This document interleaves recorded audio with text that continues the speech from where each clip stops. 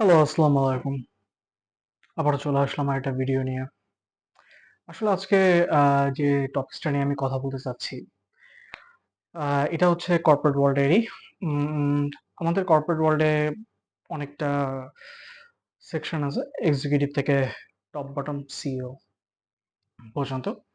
তো আমাদের দেশে যেটা আ রোল মডেল হয়ে থাকে যে যারা এই টপ উপরে উঠে যায়, সিইও-টিও হয়ে যায় বা ডিরেক্টর হয়ে যান, তো তারা একটা পর্যায়ে যে বস গিরি দেখান। আসলে এগুলা ভাই এগুলা কইরেন না। আপনি যদি বস হিসাবে থাকেন তাহলে আপনার কোম্পানি আপনার কোন কিছুই ফিল আপ হবে না। আপনাকে ভালো লিডার হতে হবে।